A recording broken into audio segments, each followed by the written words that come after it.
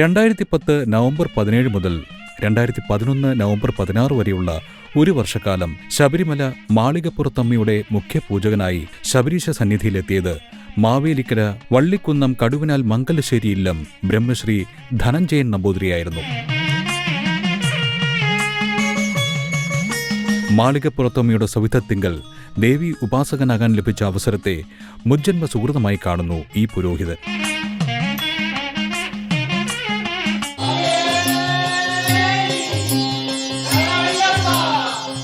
ഓം ധ്യായേതുമാപതിം രമാപതി ഭാഗ്യപുത്രം വേത്രോജ്വലൽക്കരതലം ഭസിതാഭിരാമം വിശൈകവശ്യവപുഷം മൃഗയാവിനോദം വാഞ്ചാനുരൂപഫലദം വരഭൂതനാഥം. ഓം സ്വാമിയേ ശരണമയ്യപ്പ. ദേവീ പ്രപന്നാർത്തി ഹരേ പ്രസീദ പ്രസീദ മാതർജഗദോഖിലസ്യ പ്രസീദ വിശ്വേശ്വരി വാഹി വിശ്വം ത്വമീശ്വരീ ദേവി ചരാചരസ്യ. ഓം മാളികപ്പുറത്തമ്മ ലോകമാതാവേ ശരണം. ലോകത്തിൻ്റെ തന്നെ കേളി വിഗ്രഹമായി പരിലസിക്കുന്ന ശബരിമല ശ്രീ ധർമ്മശാസ്താവിൻ്റെ തിരുസന്നിധിയിൽ മാളികപ്പുറത്തമ്മയുടെ ദാസനായി ഇച്ഛാശക്തി, ക്രിയാശക്തി, ജ്ഞാനശക്തി സ്വരൂപിണിയായ മാളികപ്പുറത്തമ്മയുടെ മേൽശാന്തിയായി ഒരു വർഷക്കാലം പൂജ കഴിക്കാൻ കഴിഞ്ഞത് ജീവിതത്തിലെ ഏറ്റവും വലിയ മഹാഭാഗ്യമായി ഞാൻ കാണുന്നു. യാഥാസ്ഥികം എന്നൊക്കെ പറയാവുന്ന ചുറ്റുപാടുകളിൽ ജനിച്ചു വളർന്ന എന്നെപ്പോലെയുള്ള ഒരാൾക്ക് പുറം ലോകത്തേക്കുള്ള ജാലകം അമ്പലവും പരിവട്ടവുമായിരുന്നു. സാമൂഹിക പ്രവർത്തനങ്ങളിലൊക്കെ സജീവമായിരുന്നുവെങ്കിലും എൻ്റെ ലോകം അമ്പലം തന്നെയായിരുന്നു. 8ാമത്തെ വയസ്സിൽ ഉപനയനം കഴിഞ്ഞ ശേഷം തേവാരമൂർത്തികൾക്കും തുടർന്ന് എൻ്റെ പരദേവതയായ പരിയാരത്തുളങ്ങര ശ്രീഭദ്രകാളി ക്ഷേത്രത്തിലുമാണ് പൂജാതി കാര്യങ്ങൾക്ക് നാന്ദീമുഖം കുറിച്ചത്. 1990 തിരുവല്ല തൃക്കണ്ണാപുരം ശ്രീകൃഷ്ണസ്വാമി ക്ഷേത്രത്തിലാണ് തിരുവിതാംകൂർ ദേവസ്വം ബോർഡിൽ എൻ്റെ ഔദ്യോഗിക ജീവിതം ആരംഭിക്കുന്നത്. തുടർന്ന് ചെറുതും വലുതുമായ നിരവധി ക്ഷേത്രങ്ങളിൽ ദേവോപാസന ചെയ്യുവാനുള്ള അവസരം ലഭിച്ചിട്ടുണ്ട്. ഒരു ദേവ ഉപാസകനെ സംബന്ധിച്ച് ചെറിയ ക്ഷേത്രം വലിയ ക്ഷേത്രം എന്ന് ഒന്നുമില്ല എങ്കിലും ഏതൊരു പൂജാരിയെ സംബന്ധിച്ചും ശബരിമല മാളികപ്പുറം ക്ഷേത്രങ്ങളിലെ മേൽശാന്തി പദം ആഗ്രഹിക്കാത്തവർ വളരെ വിരളമാണ്. കാരണം പരിജ്ഞാനം കൊണ്ടും വേദപാണ്ഡിത്യം കൊണ്ടും മാത്രം ലഭിക്കുന്നതല്ല ശബരിമല മാളികപ്പുറം മേൽശാന്തി പദം. അതിന് അപാരമായ ഗുരുകൃപാ കടാക്ഷവും ഭഗവത് അനുഗ്രഹവും നന്നായി ഉണ്ടെങ്കിൽ മാത്രമേ ആ മഹത് പദവി നമുക്ക് സിദ്ധിക്കുകയുള്ളൂ. 5 പ്രാവശ്യം യോഗ്യത പരീക്ഷയിൽ അഭിമുഖത്തിൽ യോഗ്യതാ ലിസ്റ്റിലെത്തിയെങ്കിലും 2010 കണ്ണനാകുഴി ശ്രീകൃഷ്ണസ്വാമി ക്ഷേത്രത്തിൽ മേൽശാന്തിയായി ഇരിക്കുമ്പോഴാണ് ശബരിമല മാളികപ്പുറം മേൽശാന്തി പദത്തിനുള്ള ജന്മനിയോഗം എന്നിൽ വന്നു ചേർന്നത്. നറുക്കെടുപ്പിന് ശേഷം 1 സംവത്സരം കൊണ്ട് ചതുരാശ്രമങ്ങളും ഞാൻ അനുഭവിച്ചു കഴിഞ്ഞു. ബ്രഹ്മചര്യാശ്രമത്തിന് തുല്യമായി താഴവൺമഠത്തിലെ കഠിനമായ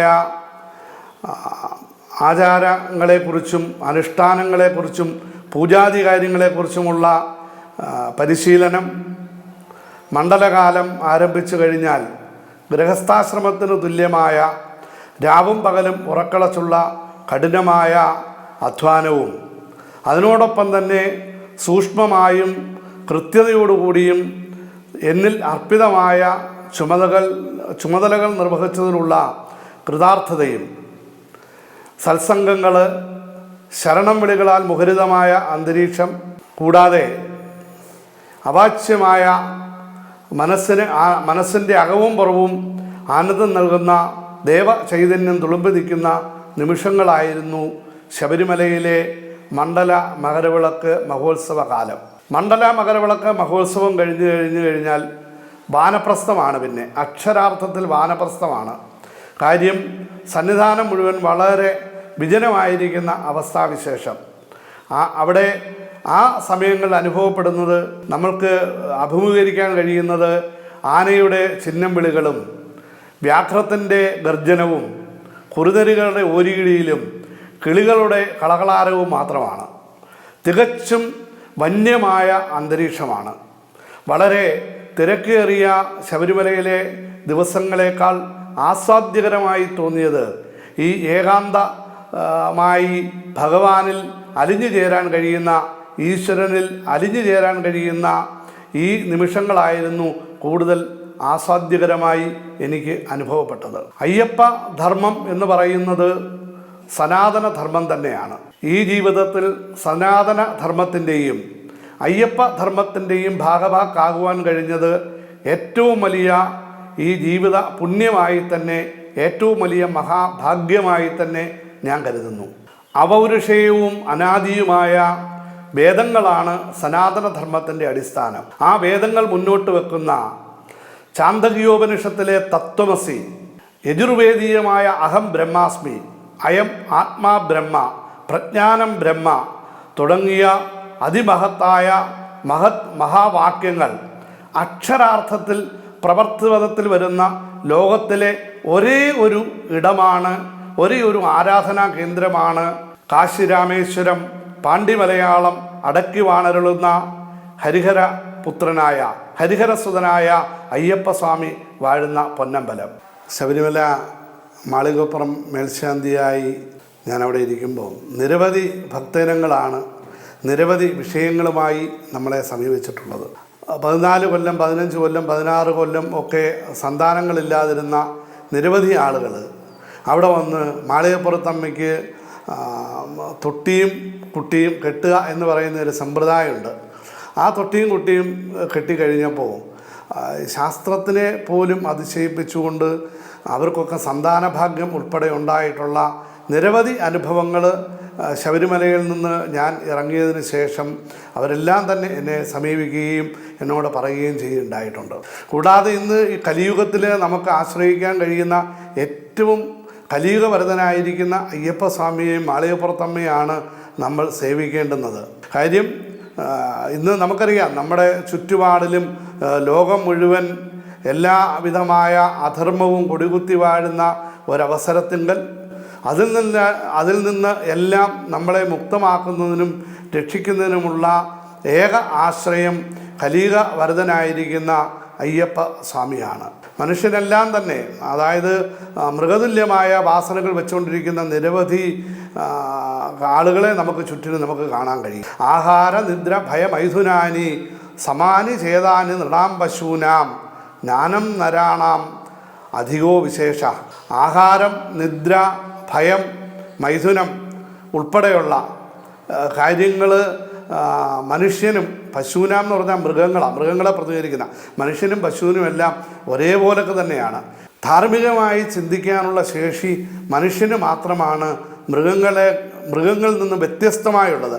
ബാക്കിയെല്ലാം മൃഗവും മനുഷ്യനും തമ്മിൽ ഒരേ കണക്കാണ്. അപ്പോൾ എന്തുകൊണ്ട് നമുക്ക് ഇങ്ങനെ അധികമായി ഈശ്വരൻ ഒരു വിശേഷ കഴിവ് തന്നിരിക്കുന്നെന്ന് ചോദിച്ചാൽ, ചിന്തിച്ച് സമൂഹത്തിനും ഈ ലോകത്തിനും നന്മയുണ്ടാകുന്ന പ്രവർത്തനങ്ങളിലും ധാർമ്മികമായ പ്രവർത്തനങ്ങളിലും നമ്മൾ ഏർപ്പെടണം എന്നുള്ളത് കൊണ്ടാണ്. കാര്യം, നേരെ നിൽക്കാൻ കഴിയുന്ന, തല ഉയർത്തി നിൽക്കാൻ കഴിയുന്ന ഈ ലോകത്തിലെ ഒരേ ഒരു ജീവി മനുഷ്യൻ മാത്രമാണ്. ബാക്കി എല്ലാ ജീവികളും, സമസ്ത ജീവികളും തല താഴ്ത്തി നിൽക്കുക. അപ്പോൾ എന്ന് വിചാരിച്ച് അത് അഹംഭാവം കാണിക്കാനുള്ളതോ അഹം എന്ന ഭാവം, ഞാനെന്ന ഭാവം കാണിക്കാനുള്ളതല്ല. ഞാനെന്ന് പറയുന്നയാൾ ഒന്നുമല്ല. കാര്യം, ഈ ലോകത്തുള്ള സകല ചരാചരങ്ങളിലും അടങ്ങിയിരിക്കുന്നത് ഈശ്വരൻ്റെ അംശമാണ്. അതുതന്നെയാണ് ശബരിമല എഴുതി വച്ചിരിക്കുന്ന തത് ത്വം അസി, അത് നീ തന്നെയാകുന്നു. എന്തിനെ നീ തേടി വരുന്നു അത് നീ തന്നെയാകുന്നു എന്നാണ്. ദേഹോ ദേവാലയ പ്രോക്തോ ജീവോ ദേഹ സദാശിവ. നിന്റെ ദേഹം ദേവാലയവും നിന്നിൽ അടങ്ങിയിരിക്കുന്ന ആത്മാവ് ദേവനുമാണ്. അപ്പോൾ നമ്മളിൽ ഓരോരുത്തരിലും അടങ്ങിയിരിക്കുന്നത് ശബരിമല അയ്യപ്പസ്വാമിയാണ്, ഈശ്വര അംശമാണ്.